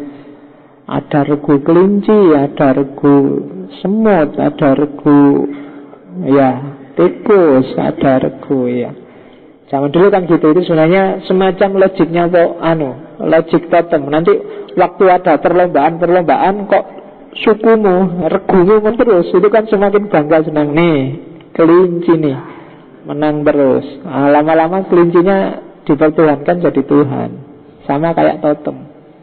Suku yang kalah biasanya terus kok kalah terus, lama-lama ganti totem. Ya, itu yang terjadi. Atau ikut totem yang menang. Biasanya begitu. Itu namanya psikologis evolusionistis. Ada juga yang punya teori namanya antropologis monoteistis, termasuk Karen Armstrong. Katanya Karen Armstrong, ndak usah aneh-aneh. Manusia itu memang secara fitrah percaya pada Tuhan yang satu, monoteis. Cuma monoteis asal. Monoteis itu monoteis yang asli. Yang diidolai oleh Karen Armstrong itu Pater Wilhelm Schmidt, yang punya teori antropologis monoteis, bahwa manusia paling primitif itu hakikatnya monoteis. Katanya Armstrong, cuma kenapa kok jadi dewa-dewa jadi gak karu-karuan? Jadi manusia itu cenderung pragmatis. Tuhan yang monoteis itu kan berjarak dari manusia. Tuhan yang ada di sana. Makanya kalau kamu berdoa kan dangak. Kamu kalau doa dangak apa dengluk? Ya Allah minta apa? Ya Allah minta. Kalau kamu merasa Allah itu terlibat dalam hidupmu, ada di dalam dirimu, di alam semesta ini, dia ada di mana-mana, mungkin dengluk. Tapi kalau merasa Allah jauh di sana, kamu dangak. Ya, enggak tahu. Kamu mikirnya gimana? Kamu doa juga kadang iseng kan, doanya hafalan.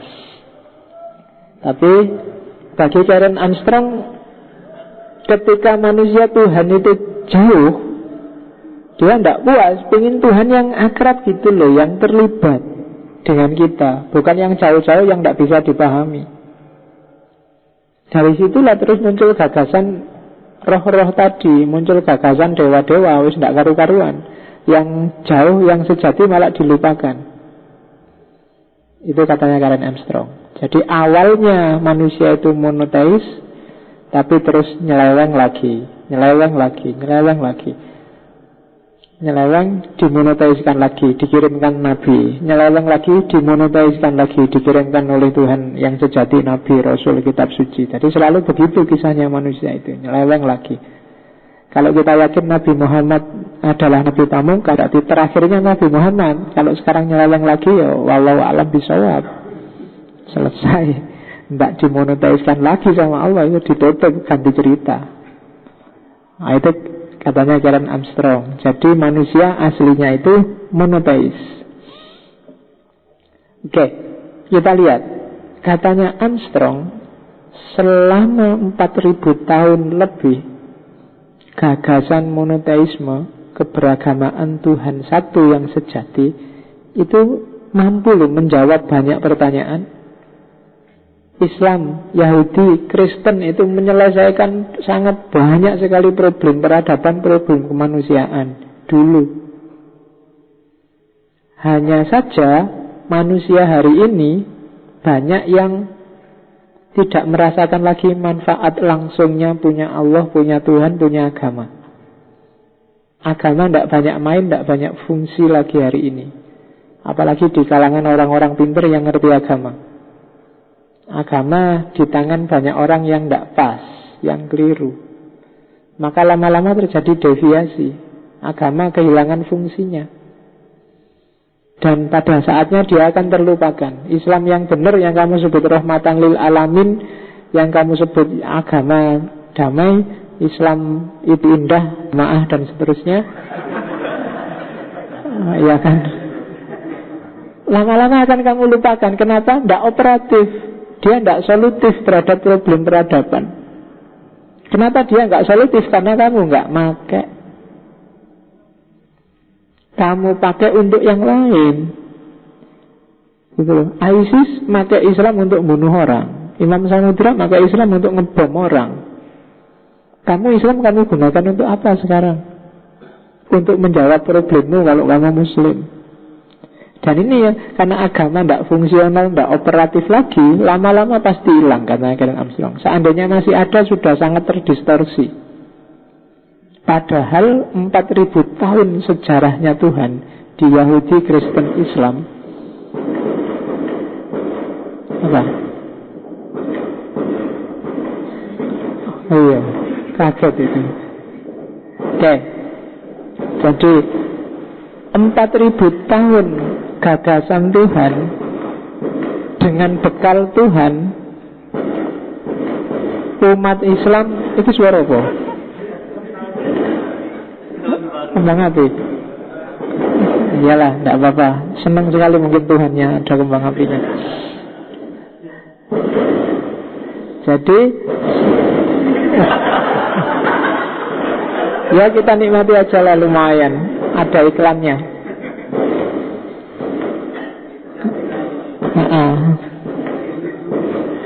Oke. Nah, iya. Dilanjutkan aja. Oke.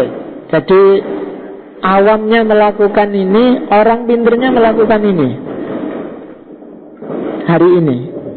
Kalau Karen Armstrong pinjam Peter Berger.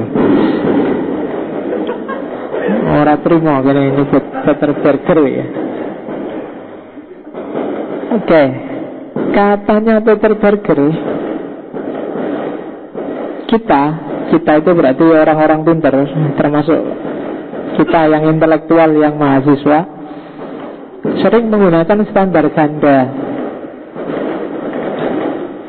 Standar ganda itu kalau kita belajar tentang agama-agama kuno, ajaran-ajaran agama, usbon, saingan. Kalau nggak gitu nggak selesai-selesai nanti. Jadi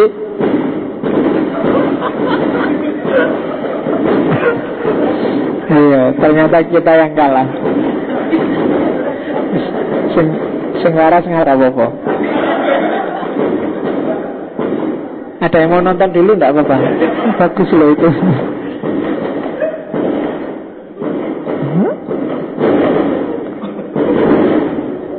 Oh, ya. Sudah. Alhamdulillah. Kita akhiri. Oke. Ya, tinggal dikit. Jadi katanya Peter Berger, intelektual hari ini itu sering pakai standar ganda. Kalau membaca pikiran-pikiran agama masa lalu, sering dianggap deso, out of date, hanya anak zamannya dulu, sekarang sudah nggak relevan lagi. Padahal kalau membaca pikiran hari ini, pikiran-pikirannya sendiri sekarang tidak mau melabelkan itu. Terhadap pikirannya sendiri dia nggak mau bilang ini pikiranku untuk hari ini sementara. Nganggep pikirannya hari ini itulah yang pasti benar. Itu yang dikritik oleh Peter Berger. Standar ganda. Kalau memang pikiran-pikiran masa lalu itu relatif dan sudah nggak relevan lagi, pikiranmu hari ini juga sifatnya relatif, pada saatnya akan nggak relevan. Tapi orang Barat, termasuk kita yang intelektual, sering sewenang-wenang, menang-menangan. Pikiran dulu direlatif-relatifkan, pikiran yang sekarang dianggap inilah yang benar. Ya kan? Kalau kamu cerita apa ceramah apa ngajar kan seolah-olah inilah yang benar. Itu pikiran dulu. Itu Ghazali abad ke-9, abad ke-10. Itu abad ke-7 zaman Nabi. Sekarang mungkin gak relevan lagi. Tapi untuk pikirannya sendiri dia tidak mau ngomong pikiranku juga gitu sebenarnya. Sekarang mungkin relevan sebentar, besok mungkin juga tidak relevan lagi. Itu yang disebut standar ganda. Jadi kalau memang bebas sejati itu maksudnya ya kita berpikir bebas, kita berpikir sesuai kepentingan kita sekarang dan hari ini, berarti pikiran kita juga relatif. Orang lain dengan kebebasannya punya pikiran yang berbeda. Cuma sekarang banyak ilmuwan mengklaim pikirannya lah yang paling benar. Inilah tafsir yang pas. Ini selalu begitu. Itu namanya standar ganda. Oke. Terus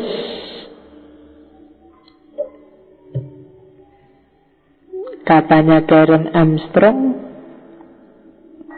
memaksakan Tuhan ke dalam isolasi intelektual, ke dalam ruang suci milik kita sendiri, merupakan tindakan yang tidak sehat dan tidak ilmiah. Ini tak terjemah langsung dari buku terjemahannya.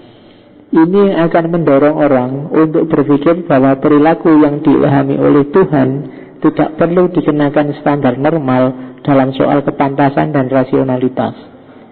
Potongan ini agak susah kamu pahami kalau dari terjemahannya. Kalau dari aslinya, maksudnya gini loh, kan gitu. Jadi kalau ada orang ngomong urusan Tuhan itu nggak ada hubungannya sama akal, Tuhan itu urusan tersendiri, nggak usah dipikir. Tuhan itu sakral, akal nggak akan nyampe ke sana. Katanya Karen Armstrong, itu nggak sehat, nggak alamiah. Inilah nanti yang jadi sumber orang melakukan apapun atas nama Tuhan dan nggak mau disalahkan. Orang nggak bisa sadar bahwa itu sebenarnya cuma pemahamanmu, pemikiranmu tentang maunya Tuhan, bukan maunya Tuhan yang sebenarnya. Jadi orang-orang, kan kita sering bertindak ini sesuai dengan maunya Allah. Ini loh yang diinginkan oleh Tuhan itu kan. Seolah-olah kita jadi juru bicaranya Allah. Seolah-olah bukan akalmu yang main, karena bagi kamu akal nggak boleh main. Urusan Tuhan urusan yang sakral. Tapi katanya Karen Armstrong, itu ndak alamiah, ndak mungkin bisa kayak gitu. Begitu bertemu yang namanya manusia, pasti akal budinya main. Jadi kalau maunya Tuhan itu selalu maunya Tuhan menurutmu, maunya Tuhan menurutku. Maunya Tuhan yang sebenarnya kita ndak tahu, kecuali kamu ketemu dulu sama Tuhan. Jadi kalau ada orang ngomong inilah sesuai yang diinginkan Tuhan, loh kok sampean ngerti? Kalau pengen ngerti maunya Tuhan yang benar, monggo ketemu dulu aja sama Tuhan. Ya kan? Jadi nggak tahu kita maunya Tuhan yang benar apa, tapi kita tetap harus memahami apa maunya Tuhan, karena kita orang yang bertuhan. Cuma hasil kesimpulan kita tentang Tuhan dan maunya itu pertanggungjawaban moralnya mutlak ada pada diri kita. Jadi kalau kamu mukuli orang dengan alasan perintah Tuhan dan kamu dipenjara, itu sudah resiko, karena kamu yang harus tanggung jawab, kamu yang mukuli. Gak usah lari pada Allah, kamu kok. Itu kan kayak zaman Umar bin Khattab, ada maling bilang, loh saya maling, itu kan sudah takdirnya, Allah menghadirkan saya kayak gini. Terus katanya Umar, yo saya mukuli kamu juga sudah takdirnya. Ya kan, selesai. Kalau alasannya takdir, ya kabeh takdir. Jadi Allah selalu kamu jadikan kambing hitam. Gitu loh. Mari kita berantas kemaksiatan. Terus kamu ngerusak kemana-mana, mukuli orang di mana-mana, seolah-olah itu ini perintah Allah loh. Kalau Allah ada, dia bisa tersinggung itu. Lah kok aku merintah mukul-mukul kayak gitu, kok jadinya lucu kan gitu. Jadi itu maunya Karen Armstrong. Jadi Tuhan jangan dipaksa untuk diisolasi secara intelektual, karena nggak mungkin itu. Tidak alamiah. Kamu pasti memahami Tuhan sesuai versimu, kacamatamu. Dan apapun tafsiranmu sah. Cuma tanggung jawablah sendiri. Itu aja maunya Karen Armstrong. Terus meskipun demikian, nah ini yang selama ini kita pelajari, ketika kita belajar Tuhan, memahami Tuhan pakai akal, ada kelemahannya. Kelemahannya apa? Ini kalau pakai bahasa lain, katanya Tuhan itu wholly other. Katanya Tuhan itu mukhalafatuhu lil hawadis, berbeda dengan apapun yang ada. Lah kok dijelaskan seperti para filosof kemarin? Sebab pertama, penggerak pertama. Lah itu kan ngomong apa yang ada sekarang. Paradigma berpikir ruang dan waktu. Kalau Tuhan sama sekali berbeda, ya tidak bisa dia dijelaskan dengan logika sebab pertama, penggerak pertama. Kalau dia sebab pertama, penggerak pertama, itu berarti urusannya masih dunia. Katanya Tuhan itu sama sekali bukan urusan dunia, sama sekali berbeda. Tidak bisa dideskripsikan. Itu kelemahannya, pikiran-pikiran para filosof. Tapi juga ada kelebihannya. Dengan gaya filsafat menjelaskan tentang Tuhan, Tuhan rasanya lebih dekat, lebih akrab. Dia tidak sama sekali asing, jauh, yang tidak terjangkau. Tapi dengan penjelasan kayak kemarin, penjelasan filosofis tentang Tuhan, itu rasanya Tuhan itu ya terlibat aja sama hidup kita sehari-hari. Tidak sangat jauh di sana yang tidak terjangkau. Jadi ternyata kita juga bisa kok menjangkau Tuhan meskipun sebatas pengalaman kita sendiri, sebatas nalar kita sendiri. Jadi itu kelebihan kelemahannya belajar tentang Tuhan secara filosofis, katanya Karen Armstrong. Oke, sedikit lagi. Oke ya, jangan lama-lama nanti kamu ngantuk. Gelombang otakmu sekarang sudah mulai masuk ke delta.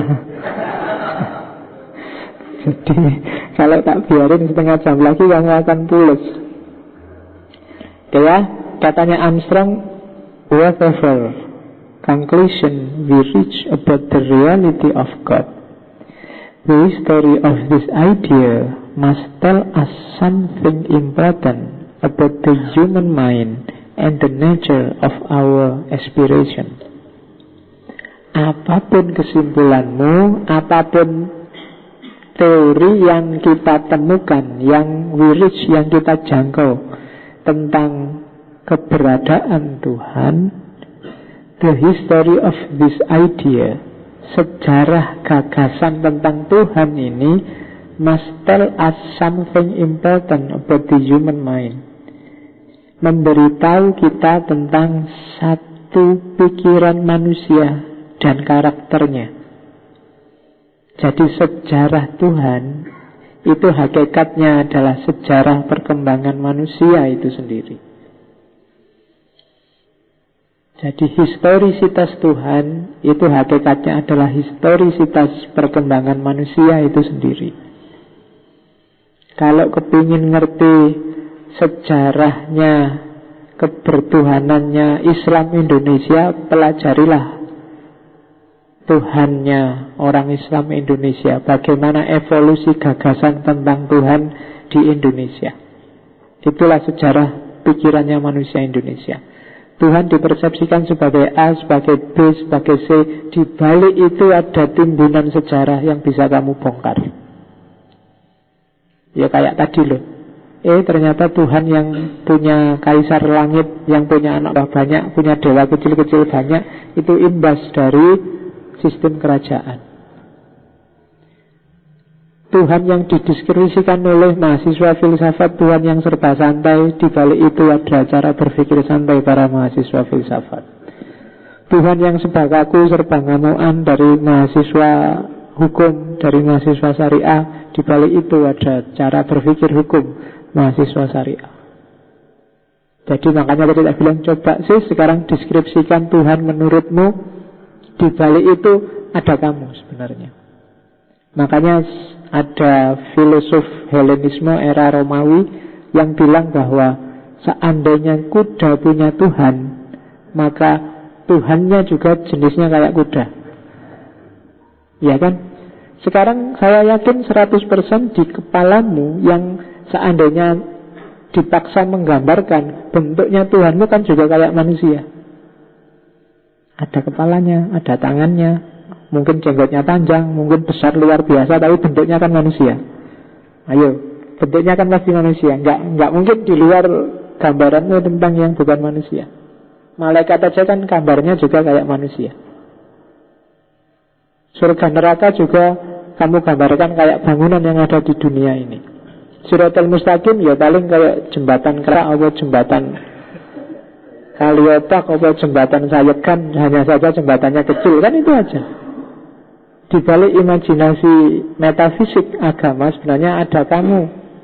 Di level apa dirimu sekarang berada. Itu yang dimau oleh Karen Armstrong. Jadi kalau Islam jadi keras luar biasa, itu kan jangan dilihat Islamnya, lihat aja aktornya, sejarah yang ada di balik Islam yang keras. Ya kan? Kalau Islam rusak, lihat aja, jangan lihat Islam rusaknya, tapi lihat pasti ada aktor yang memahami Islam secara rusak. Itu yang Karen Armstrong. Jadi whatever conclusion we reach about the reality of God, the history of this idea must tell us something important about the human mind. Jadi kamu adalah apa yang kamu pikirkan, termasuk tentang Tuhan dan agama. Temanmu yang lain juga begitu. Maka saling hargai, saling toleran. Tidak usah terlalu sering debat, tapi bisalah menerima kalau ada yang berbeda. Itu aja kuncinya hari ini. Kebanyakan dialas capek. Mari kita debat terbuka. Tidak menyelesaikan masalah kok. Debat terbuka paling ya hasilnya tetap gegeran. Ya kan? Lebih enak. Kalian sudah paham kan ideologi sana gimana, kita gimana. Saling terbuka, saling menerima. Kalau kamu merasa yang sana salah, diingatkan. Kalau nggak mau ya sudah, urusanmu sendiri. Besok masuk surga ya rasakan sendiri. Kalau saya yang keliru, saya masuk neraka, semoga diampuni. Ya tidak enak lah masuk neraka. Ya kalau besok masuk neraka semua sih kan nggak sempat ngurusi yang lain. Cuma kalau masuk surga semua yang nggak enak. Ternyata masuk surga juga kamu, ya iyalah. Gitu aja kok dulu ngototnya minta ampun, biasa aja. Ternyata ya bareng lagi di sini gitu. Ya, cuma tidak ada siaran langsung sepak bola besok di surga. Pemainnya ada di neraka semua. Jadi, ya di neraka itu rame, nanti ada box office, ada HBO, ada di sana semua. Di surga kamu pertunjukannya ya paling Haddad Alwi, kemudian ya kan yang ada di sana itu. Kamu jangan nyari yang neko-neko. Iya, lagunya ya gitu-gitu lah. Paling nasyid, terus kiroah, ya gitu-gitu. Kamu tidak akan nemu Britney Spears, nggak akan nemu. Oke. The only way to show a true respect for God is to act morally while ignoring God's existence. Satu-satunya jalan untuk menunjukkan bahwa kita menghargai Tuhan adalah berperilakulah secara moral dan gak usah terlalu sibuk dengan eksistensinya Tuhan. Biarlah Tuhan ada dan tetap ada, tidak usah terlalu panjang dibahas, tapi kamu jadilah manusia yang bermoral. Itu sudah menunjukkan penghargaanmu yang luar biasa pada Tuhan. Ya kan? Tuhan tidak terlalu bangga kamu tiap hari bahas dia, tapi Tuhan bangga padamu kalau kamu jadi manusia yang baik dan bermoral. Itu maunya Karen Armstrong. Jadi the only way to show a true respect for God is to act morally while ignoring God's existence. Makanya filsafat ketuhanan hari ini kita akhiri. karena jangan dibahas banyak-banyak deh. Cukup kamu aja jadi manusia yang bermoral, yang baik. Itu katanya Karen Armstrong. Kenapa sih? Karena ternyata yang bulat belajar filsafat ketuhanan itu ndak simpel. Kenapa kok ndak simpel? Karena kalau katanya Einstein, kenapa filsafat ketuhanan itu ndak simpel? Karena kita ndak paham. Apapun kok rasanya bulat atau ruwet, itu bukan karena sesuatunya yang ruwet, tapi karena kita yang ndak paham. Jadi jangan disalahkan objeknya, salahkan dirimu yang ndak paham. Jadi katanya Einstein begitu. Jadi whatever is not simple, it means that you are not understand. Kok kamu belajar filsafat, Pak, filsafat itu jelimet bulat. Bukan filsafatnya yang jelimet bulat, kamunya yang tidak paham. Kan cuma itu. Buktinya orang lain bisa memahami filsafat. Oke,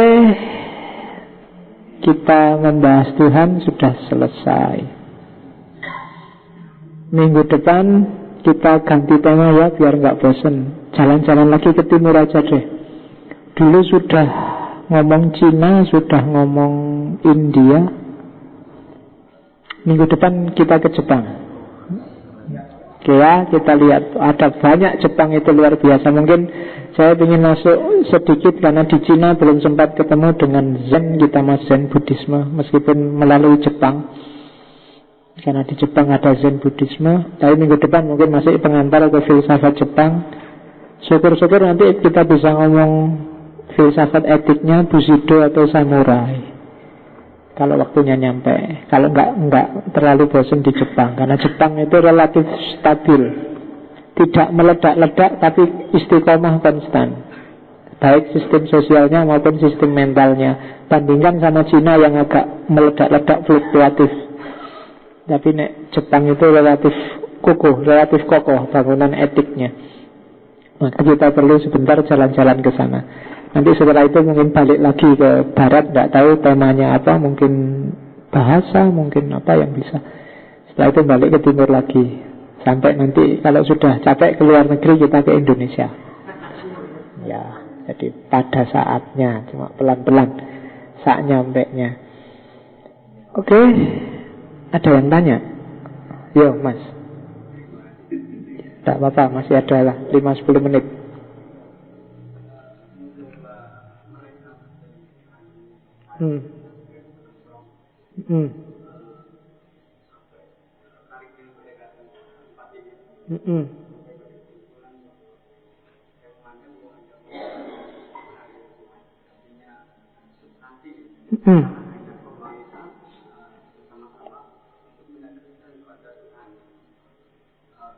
Kesimpulan saya tetap pada sahabat itu. Ini yang lebih menarik lagi bahwa pendekatan ini saya ini bukan melalui sunat atau alam, kayak semacam rasa itu. Kalau katanya kan itu hati yang pada raya hobi itu apakah memang dari sanamnya itu akan mengalami hobi ini. Jadi apakah memang dia semacam ini adalah rasa itu betul-betul apakah memang Tuhan sendiri yang memberi siapa yang ketentuan-ketentuannya. Oke, kesimpulannya kalau gitu semua agama sama benar ya menurut pengikutnya masing-masing. Iya, maksudnya gini, kalau ada 5 cewek cakep-cakep, kamu kan gak cukup bilang wah 5 ini cakep semua, kan kamu harus milih salah satu yang menurutmu paling cakep dan kamu berdasar sendiri. Jadi meskipun 5-5-nya cakep kan gak mungkin kamu ambil semua ya. Si jiwa itu bagaimana 5. Jadi dari 5, karena kamu tetap harus memeluk salah satu yang menurutmu paling cakep. Bukan berarti yang lain jelek, tapi menurutmu yang paling cakep ya ini. Itu kan Kalau itu kan tergantung selera nanti kan, yang paling cakep mana. Seperti agama, yang paling benar mana kan tergantung persepsimu, kesejarahanmu masing-masing. Terus metode empatiknya Karen Armstrong itu, jadi dia memposisikan diri di posisi si pemeluk agama itu sendiri. Ini waktu kajian aja. Setelah kajian selesai ya dia keluar lagi. Dia bilang, saya freelance monotheism. Monotheis tapi freelance. Itu kata lain, itu sebenarnya istilah-istilah yang banyak populer di kalangan para filosof barat kontemporer seperti Bertrand Russell dan kawan-kawan yang bertuhan tapi tanpa agama. Religion no tapi morality yes. Itu banyak yang jenis-jenis kayak gitulah. Tapi kalau Armstrong ini, dia masih sangat respect terhadap agama apapun. Sebenarnya dia masih Kristen bilangnya, tapi tidak serigid dulu waktu jadi biarawati. Dia punya konsep sendiri, punya gaya sendiri untuk memahami Tuhan. Jadi empatik itu sebagai metode, ya seandainya kamu orang Buddha, mengalami hal, menghadapi ajaran seperti Buddha, mesti gini yang dirasakan. Itu kalau pakai istilahnya Shattusen Nasr dan kawan-kawan namanya passing over. Passing over itu menjelajahi agama-agama lain untuk dapat pemahaman lebih bagus, lebih dalam tentang spiritualitas, khususnya nanti pada akhirnya kembali lagi pada agamanya sendiri dengan pemahaman baru, wawasan baru yang tidak kaku lagi kayak sebelumnya. Itu sebenarnya gayanya Armstrong. Kalau yang tentang ilham, wahyu, wangsit, nulis, instruktif tadi dan lain-lain, itu memang harus dilatih. Kalau pakai bahasa sufi harus ada riadohnya. Riadoh itu kan makna harafiahnya latihan. Ya, kalau hubungannya sama nulis, ya sering-seringlah latihan nulis. Tulis dulu sebanyak-banyaknya tentang apapun. Hari ini mungkin karena pengaruh gadget ya, smartphone, Facebook dan kawan-kawan, kamu tidak terlatih mengekspresikan gagasanmu secara detail dan panjang. Biasanya kamu cuma 1-2 kalimat, kadang-kadang cuma 1 huruf, 1 gambar, 1 jempol. Selesai. Ya kan? Iya, bayangkan zaman dulu. Zaman dulu itu kan saya pernah cerita itu kan, kalau zaman dulu enggak. Sebelum ada HP, sebelum ada smartphone kan, ngomong sama pacar aja kan harus ngirim surat. Nulis dulu panjang lebar pakai surat, dikirim. Balasannya nunggu 2-3 minggu, ditunggu. Ada kangennya kan kalau nunggu itu. Dibaca enggak ya, responnya gimana ya, kan romantis. Terus dibalas, suratnya dibawa kemana-mana, bolak balik dibaca, bolak balik dilihat. Ngeni, artistik, enggak kayak sekarang kan. Oke. Sekarang kan kamu cuma pakai SMS. Jam 12 malam SMS 1 kalimat, sudah tidur.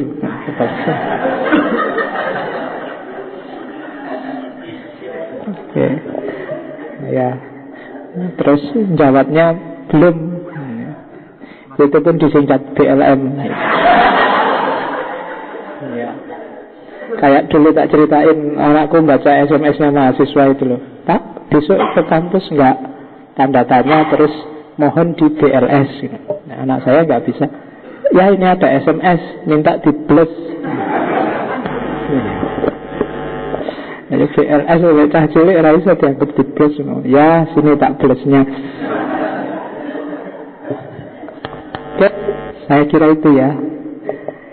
Untuk malam hari ini, minggu depan kita jalan-jalan ke Jepang dengan filsafatnya orang-orang Jepang. Ya, wallahul muwafiq wal afu minkum wallahu a'lam bishawab. Wassalamualaikum warahmatullahi wabarakatuh.